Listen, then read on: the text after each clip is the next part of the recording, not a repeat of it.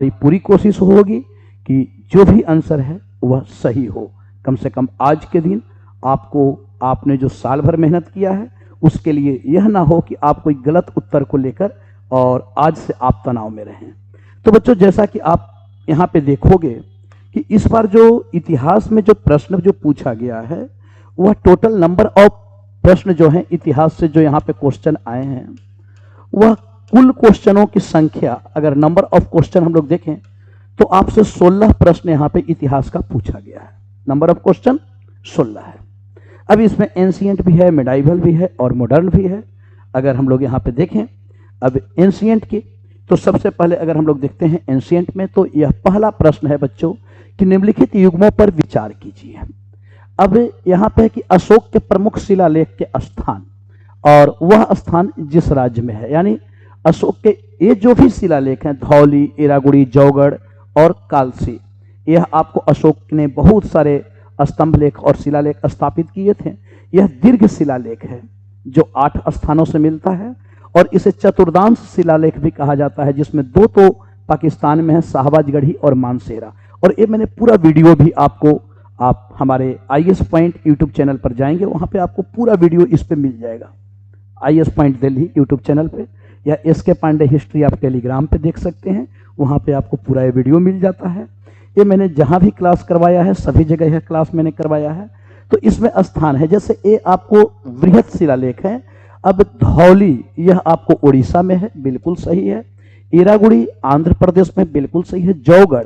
जौगढ़ बच्चों मध्य प्रदेश में नहीं है, बल्कि जौगढ़ उड़ीसा में है, यह आपका उड़ीसा में है जौगढ़। और कालसी यह आपको कर्नाटक नहीं, बल्कि यह आपको देहरादून में है, देहरादून। तो इस प्रकार से हम लोग देखते हैं उत्तराखंड में। अब यह जो धौली और जौगढ़, थोड़ा सा क्योंकि आज आप सब भी उतने डिटेल्स में जानने के लिए तैयार नहीं होते हैं, लेकिन फिर भी मैं बता दूं कि धौली और जौगढ़, यानी यह जो दीर्घ शिलालेख है अशोक का, दीर्घ शिलालेख, और इस दीर्घ शिलालेख को इसे चतुर्दांश भी कहा जाता है। क्योंकि इसमें चतुर्दांश इसलिए कहा जा रहा है क्योंकि इस पर 1 से लेकर और 14 तक के लेख हैं, उत्कीर्ण हैं इन सब पर। लेकिन धौली और जौगढ़ के साथ क्या है कि इस पे आपको 11, 12 और 13 लेख उत्कीर्ण नहीं है। 11, 12 और 13 लेख उत्कीर्ण नहीं है। मैंने पूरा लेख भी बताया कि किस पे क्या है, प्रथम शिलालेख में क्या है, द्वितीय शिलालेख में क्या है, वो पूरा डिटेल्स मैंने क्लास में करवाया है। तो चलिए, तो इसका अगर सही उत्तर हम लोग देखें तो सही उत्तर 1 और 2। इस बार थोड़ा ऑप्शन चेंज किया है, वह युग्म पूछ रहा है, तो नए बच्चों के लिए हो सकता है ये दिक्कत हो, तो केवल 2 युग्म, केवल 2 युग्म, यह आपका सही है। चलिए नेक्स्ट क्वेश्चन पर हम लोग आगे बढ़े बच्चों। दूसरा प्रश्न है निम्नलिखित युग्मों पर विचार कीजिए।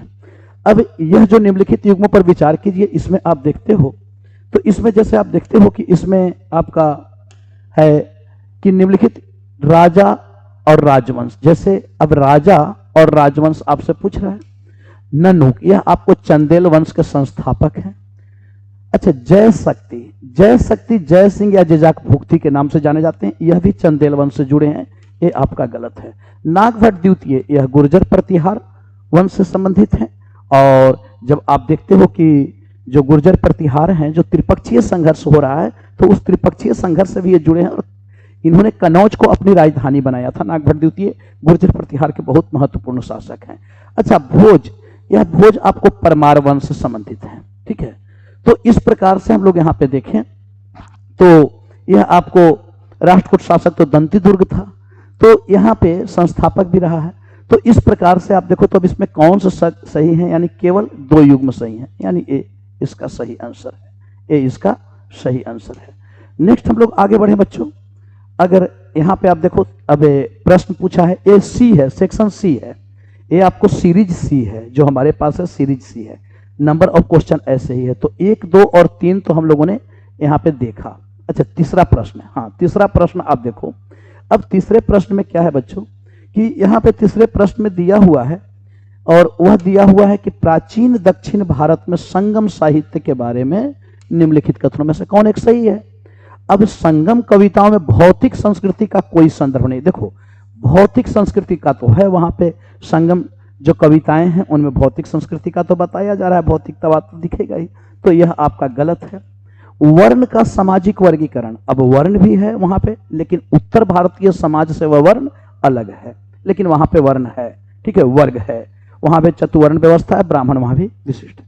अच्छा, संगम कविताओं में समर शौर्य, अगर समर शौर्य नहीं होता तो वेनी का युद्ध आप देख रहे हो ना, उसमें चर्चा किया गया है वेनी का युद्ध, और वेनी का युद्ध समर शौर्य तो है ही, इसके साथ साथ जीवक चिंतामणि समर, उसमें आपको वीर यानी वीरता और युद्ध का तो चर्चा किया ही जा रहा है। संगम साहित्य में जादुई ताकतों को असंगत, तो जादुई ताकतों को असंगत नहीं बताया गया, गलत नहीं बताया गया, जादुई ताकत है, ठीक है। तो संगम साहित्य में जादुई ताकत को असंगत, तो यहां पे अगर हम लोग देखें तो इसका सही उत्तर बच्चों यह आपका बी होगा, इसका सही उत्तर बी होगा। नेक्स्ट हम लोग आगे बढ़ते हैं। अब यहां पे आप देखो तो चौथा प्रश्न, चौथा क्वेश्चन, चौथा क्वेश्चन क्या है बच्चों? चौथा क्वेश्चन जो है वह चौथा क्वेश्चन है कि किसके राजकाल में योग वशिष्ठ का निजामुद्दीन पानीपति द्वारा फारसी में अनुवाद किया गया था। देखो, योग वशिष्ठ यह आपको बहुत महत्वपूर्ण पुस्तक है, और योग वशिष्ठ का यानी इसे महारामायण महर्षि वाल्मीकि के द्वारा किया गया था, और इसका मूल विषय जो है वह मूल विषय है आपको ब्रह्मवाद या अज्ञातवाद, जिसमें बताया जाता है कि संसार का अस्तित्व नहीं है। योग वशिष्ठ का आगे दारा ने भी किया है, इसका अनुवाद दारा ने बहुत सारे धर्म ग्रंथों का अनुवाद किया है फारसी में, लेकिन अकबर के समय में यह निजामुद्दीन पानीपति यह अकबर के समय में इसका फारसी में अनुवाद करते हैं, यह बिल्कुल सही उत्तर है। नेक्स्ट आप देखो पांचवा, हाल ही में हैदराबाद में भारत के प्रधानमंत्री द्वारा रामानुज की आसन मुद्रा में विश्व की दूसरी सबसे बड़ी मूर्ति का उद्घाटन किया गया था। यहां तक से हमें क्वेश्चन का कोई मतलब नहीं है, यह आपको बताया जा रहा है, इसको जोड़कर अब कहा जा रहा है। निम्नलिखित कौन रामानुज की शिक्षाओं का सही निरूपित करता है? सही। अब रामानुज की शिक्षा अगर देखें तो रामानुज का शिक्षा मोक्ष प्राप्ति का सर्वोत्तम साधन भक्ति है। रामानुज ने बताया है कि मोक्ष प्राप्ति का सबसे अच्छा साधन जो है वह भक्ति है, ईश्वर की प्रार्थना है, और भक्ति का मतलब क्या, यानी प्रार्थना, और भक्ति का दरवाजा सभी के लिए खुला है, सभी लोग मोक्ष प्राप्त कर सकते हैं, सभी वर्ण के लोग मोक्ष प्राप्त कर सकते हैं, तो सबसे सही निरूपित। अच्छा, वेद शाश्वत आत्मा, वेद को भी उन्होंने माना है, वेद की प्रामाणिकता को भी उन्होंने स्वीकार किया है, और वेद को भी वे प्रामाणिक मानते हैं, वे ईश्वर प्रदत्त रचना मानते हैं। अच्छा, तर्क संगत युक्तियां सर्वोच्च आनंद के, अब जैसे सत्यचित और आनंद के विषय में वह चर्चा कर रहे हैं। ध्यान के माध्यम से मोक्ष, ध्यान के माध्यम से मोक्ष नहीं पाया जा सकता है, मोक्ष पाया जा सकता है भक्ति के माध्यम से। अब सही निरूपित करता है कौन सा रामानुज की शिक्षाओं को, तो यह आपको उत्तर सही होगा, यानी इसका ए आंसर सही है। नेक्स्ट चलिए आगे हम लोग आते हैं, यह आपको छठा प्रश्न है। अब छठे प्रश्न को आप देखो तो छठे प्रश्न में आप देखते हो कि यहाँ पे है कि जैसे यह भी करेंट से जोड़ा गया है कि प्रधानमंत्री ने वेरावल में सोमनाथ मंदिर के निकट नए सर्किट हाउस का, चलो ये जो भी की। अब यहाँ पे सोमनाथ मंदिर के बारे में निम्नलिखित कथनों में से कौन सही है? सोमनाथ मंदिर यह आपको ज्योतिर्लिंग देव मंदिरों में से एक है, बिल्कुल सही है। 12 ज्योतिर्लिंग देव मंदिर हैं, उसमें से एक सोमनाथ का मंदिर है। अलबरूनी आता है, और यह आपको गजनवी के समय आता है, और उस समय के समाज पर विशेष यह चर्चा करता है। अपनी किताबुल हिंद में वह रचना जो लिखा है तो समाज के विषय में बतलाया है, लेकिन उस समय के राजनीतिक और आर्थिक व्यवस्था के विषय में भी सांस्कृतिक जानकारी भी हमें मिल रही है, समाज और संस्कृति। तो यह सोमनाथ मंदिर का वर्णन तो करता ही है, क्योंकि सोमनाथ मंदिर पर 1025 में यह आपको 15वां आक्रमण किया जाता है महमूद गजनवी का, ठीक है। तो महमूद गजनवी के साथ यह आते हैं, अलबरूनी महमूद गजनवी के साथ, और यह आपको 15वां आक्रमण किया जा रहा है महमूद गजनवी का सोमनाथ मंदिर पर। तो अलबरूनी उसी समय के हैं, उसी के साथ आते हैं, क्योंकि इनके क्षेत्र पर भी तो उसने अधिकार किया था, ख्वारिज में खीवा पर भी तो उसने अधिकार किया था महमूद गजनवी ने। अच्छा, सोमनाथ मंदिर की प्राण प्रतिष्ठा यह राष्ट्रपति एस राधा कृष्णन के द्वारा नहीं बच्चों, बल्कि यह राष्ट्रपति राजेंद्र प्रसाद के द्वारा, और इसको लेकर बहुत विवाद उत्पन्न हुआ था, और वह विवाद पंडित जवाहरलाल नेहरू के साथ हुआ था, क्योंकि जवाहरलाल नेहरू इन्हें नहीं जाने दे रहे थे, बोले कि नहीं इस तरीके से आप मंदिर के उद्घाटन में जाओगे, इससे समाज को गलत मैसेज जाएगा। लेकिन इन्होंने बताया कि बात मंदिर का नहीं है, अगर मुझे चर्च भी आमंत्रित करता, अगर मुझे आपका मस्जिद भी आमंत्रित करता, मस्जिद का उद्घाटन करने के लिए भी, चर्च का उद्घाटन करने के लिए बुलाया जाता, तो मैं जाता, क्योंकि भारत एक धर्मनिरपेक्ष देश है, तो इसको लेकर दोनों में बड़ा विवाद भी होता। तो खैर यहाँ पे सही अगर तीसरा हम लोग देखें तो तीसरा बच्चों एक गलत है, यानी केवल 1 और 2 इसका सही उत्तर है। चलिए नेक्स्ट हम लोग आगे बढ़ें, क्योंकि आज आपका भी उद्देश्य है आंसर को जानना। फिर भी हम लोग थोड़ा बहुत डिटेल्स भी करते चल रहे हैं कि केवल आंसर ही ना जाने, बल्कि उसके विषय में थोड़ा और डिटेल्स चीजों को हम लोग देख लें। अब भारत सरकार अधिनियम 1919, अब देखो ये क्लास में भी सारी चीजें करवाई हुई है। और प्रांतीय सरकार के कार्य आरक्षित और अतिरिक्त अंतरित विषय में, तो आरक्षित विषय और हस्तांतरित विषय, तो जैसे 1919 में द्वैध शासन को लागू किया जाता है, द्वैध शासन यह आपको 1919 के अधिनियम में, और इसमें क्या हो रहा है, तो 2 विषय में, ये पूरे मैंने डिटेल्स बताया भी है और वीडियो भी पड़ी हुई होगी। तो इसमें आपको एक तो गवर्नर के अधीन शासन, गवर्नर के अधीन, और एक जो है वह आपको यानी विधायिका, ठीक है, तो विधानमंडल, तो इस तरीके से शासन। अब यहाँ पे क्या है कि गवर्नर अपने परिषदों की सहायता से शासन करेगा। अब इसके पास सभी जो विशेष विभाग थे वह इसके पास थे। अब विशेष विभाग यानी स्थानीय स्वशासन को छोड़ दो तो न्याय प्रशासन, भू राजस्व, पुलिस, ये सारे आपको इसके पास थे। गवर्नर, शिक्षा उच्छा था इनके अंदर में, ठीक है। तो विधान स्थानीय स्वशासन, क्योंकि प्रश्न पूछ रहा है कि कौन से आरक्षित विषय में, हस्तांतरित विषय नहीं, आरक्षित विषय, प्रश्न को बहुत अच्छे से समझना है तो उत्तर सही होगा। और ये पूरा कराया हुआ भी है। तो इसमें हम लोग देखें तो यानी 3, इसमें आप 2 निकाल दो, तो 2 निकाल दोगे ऐसे भी, तब भी आपका आंसर सही हो जाएगा। 2 निकाल दो आप, तो 1, 3, 4 आपका सही उत्तर तो है, तो इसमें कोई दिक्कत नहीं है। चलिए नेक्स्ट हम लोग बच्चों देखें। अब नेक्स्ट अगर हम लोग देखें तो नेक्स्ट अगर देखते हैं तो यह है आपको 42। अब जैसे यहाँ पे है मध्यकालीन भारत में शब्द फनम किससे निर्दिष्ट करता था। देखो फनम जो है यह आपको सोने का छोटा सिक्का है, छोटा सिक्का, और यह आपको विजयनगर साम्राज्य में प्रचलन में था। विजयनगर साम्राज्य में, विजयनगर साम्राज्य में, ये मैंने क्लास में भी बताया है। विजयनगर साम्राज्य में जैसे आपको सबसे जो प्रमुख वहां का मुद्रा था वह था में क्या कहते हैं, पैगोडा, पैगोडा उसे कहा जाता था। सबसे फेमस जो वहां का मुद्रा था वह पैगोडा के नाम से जाना जाता था। अच्छा, इसके साथ साथ जैसे वहां पे आप देखते हो तो ये सी वाले में 42 नंबर का क्वेश्चन है। तो सबसे महत्वपूर्ण आपको सिक्का होता था, पैगोडा के नाम से जाना जाता था विजयनगर साम्राज्य में, और उसे आपको बराह कहा जाता था, जिसे हून पैगोडा के नाम से भी जाना जाता था। उसी प्रकार आप देखते हो तो आपको सबसे छोटा सिक्का होता था वह फनम, या फिर इसे प्रताप के नाम से भी जाना जाता था, और यह सोने का सिक्का था, और चांदी के सिक्के तार कहलाते थे। तो फनम और प्रताप, ये 2 चीज याद रखना। यह आपको सोने के छोटे सिक्के थे जो फनम और प्रताप कहलाते थे। इसके साथ साथ हम लोग देखते हैं तो वहां का सबसे जो फेमस जो मुद्रा है वह है वराह, वराह, और इसे ही क्या कहा जाता है, इसे ही हून या पैगोडा के नाम से जाना जाता है, पैगोडा के नाम से, ठीक है। तो यह आपको फनम क्या है, तो यह एक सिक्का है। क्लियर। अब नेक्स्ट हम लोग देखें, नेक्स्ट आते हैं। हाँ, तो नेक्स्ट आप देखते हो 43 नंबर क्वेश्चन है बच्चों।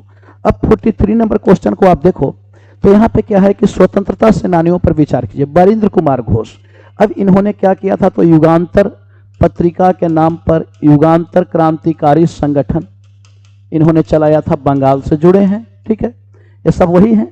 जोगेश चंद्र चटर्जी, जोगेश चंद्र चटर्जी भी, यह भी आपको बहुत ही उस समय के क्रांतिकारी थे, और ये अनुशीलन समिति और हिंदुस्तान रिपब्लिकन एसोसिएशन इन दोनों से जुड़े हैं।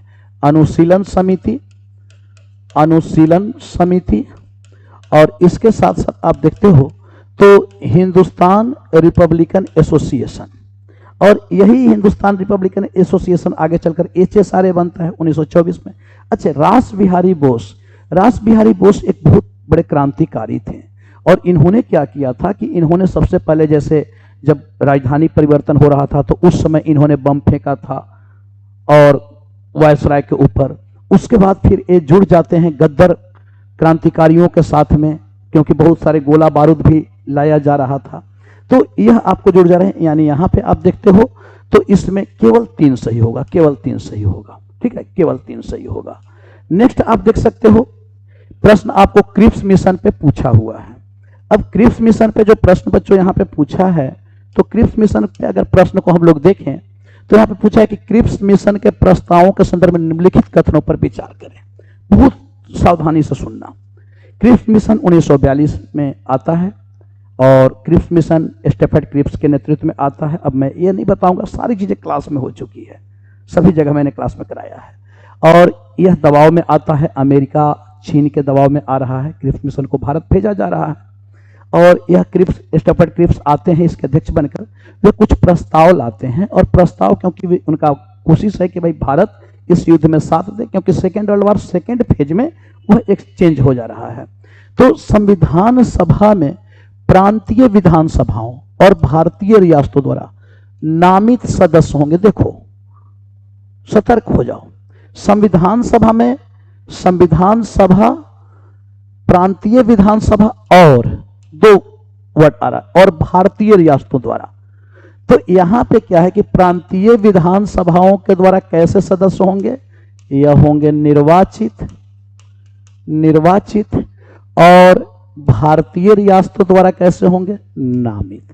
तो यह प्रस्ताव रखा था, एक गलती कराया, यानी पहला ऑप्शन आपका हो गया गलत। अब बचा क्या, दूसरा है, तो दूसरा को आप देख लो। नया संविधान स्वीकार करने के लिए जो भी प्रांत तैयार नहीं होगा उसे यह अधिकार होगा कि वह वही स्थिति को बनाए रखे, पहले वाली स्थिति को बनाए रखे। और तो यह आपका केवल 2 होगा, इसमें कोई डाउट नहीं, केवल 2, यह आपको सही उत्तर है। नेक्स्ट हम लोग आते हैं तो 45। अब 45 को आप देखो, 45 में क्या है, तो 45 में भारतीय इतिहास में निम्नलिखित मूल ग्रंथों पर विचार करें। मूल ग्रंथ क्या है, मूल ग्रंथ उपयुक्त में से कौन से जैन ग्रंथ हैं। अब परिशिष्ट पर्व, 63 सलाका तो महापुराण, इसमें जिसमें 63 सलाका पुरुष का चर्चा किया गया, दोनों ही जैन ग्रंथ हैं, यानी ये दोनों। अब इसमें कोई भी विवाद नहीं है, 1 2 4 तो सीधा आ गया। अब नीति प्रकरण, यह आपको बौद्ध साहित्य है, बौद्ध साहित्य है, ठीक है। और अवदान शतक, यह भी आपका बौद्ध धर्म से संबंधित है। अब डिटेल्स में यहाँ पे अभी कोई आपका, क्योंकि अभी आपको केवल आंसर जानना है, डिटेल्स भी इसका हम लोगों ने क्लास में सारा किया है। नेक्स्ट हम लोग आगे बढ़ें तो हाँ 46। अब यहाँ आप देखो तो यहाँ पे आपका प्रश्न दिया हुआ है कि भारतीय इतिहास के संदर्भ में निम्नलिखित युग्मों पर विचार करें, ठीक है, निम्नलिखित युग्मों पर विचार करें। क्या, आर्यदेव। आर्यदेव जो है ये आपको जैन विद्वान नहीं है, बल्कि यह आपका बौद्ध विद्वान है, बौद्ध, ठीक है, आर्यदेव। और ये शून्यवाद के भी, ये भी शून्यवाद के प्रवर्तक थे, नागार्जुन के समय के हैं। अच्छा, दिगनाथ, दिगनाथ को आप देखो तो ये बौद्ध विद्वान है। नाथ मुनि, यह आपको वैष्णव विद्वान चोल काल से संबंधित है, ठीक है। तो यानी अब इसमें फिर वही पूछ रहा है कि युग में, तो एक नहीं बल्कि 2 जोड़ा सही है, तो केवल 2 युग्म सही है, बिल्कुल सही है, ये आपका सही आंसर है। नेक्स्ट आप देख लो 47। 47 में क्या है बच्चों, 47 में है कि भारतीय इतिहास के संदर्भ में निम्नलिखित कथनों पर विचार करें। भारत पर पहला मंगोल आक्रमण। अब पहला मंगोल आक्रमण यह कब हो रहा है, जलालुद्दीन खिलजी के समय में थोड़ा ही हो रहा है, बल्कि पहला मंगोल आक्रमण तो 1242 ईस्वी में ही हो जा रहा है, हलाकू के नेतृत्व में। और उस समय मंगोल का थोड़ा ही था 1241 में। 1241 में तो बहराम शाह था, तो सीधा सीधा एक गलत है, जलालुद्दीन खिलजी नहीं बल्कि बहराम शाह, बहराम शाह के समय में। और आक्रमणकारी कौन था, कौन मंगोल आक्रमणकारी था, हलाकू था, हलाकू इसके समय में हो रहा है। कब हो रहा है, 1241 में। ऐसे तो कुतुबुद्दीन ऐबक के समय में चंगेज खां आया था, लेकिन आक्रमण थोड़े ही किया। पिछले ही वर्ष प्रश्न पूछा था, वह ख्वारिज्म के जो राजकुमार है मंगबरनी का पीछा करता हुआ आता है, लेकिन उसमें इल्तुतमिश ने उसको किसी तरीके से सहायता नहीं दिया और अपनी सूझबूझ से वह राजनीतिक कुशलता से उसने सल्तनत को मंगोल आक्रमण से बचाया था।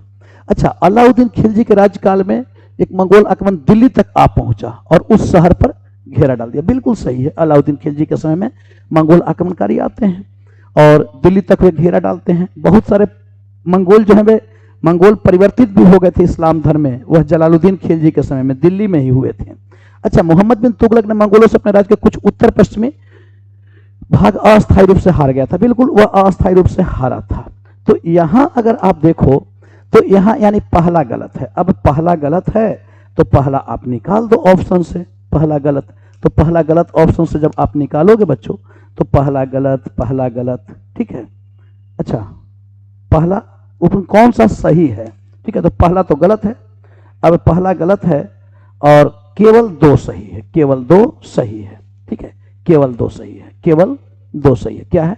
हाँ, केवल 2 सही। मोहम्मद बिन तुगलक अपने राज्य के उत्तर पश्चिम में अस्थायी रूप से हार गया था, नहीं अस्थायी रूप से हारा, तो केवल 2 सही है।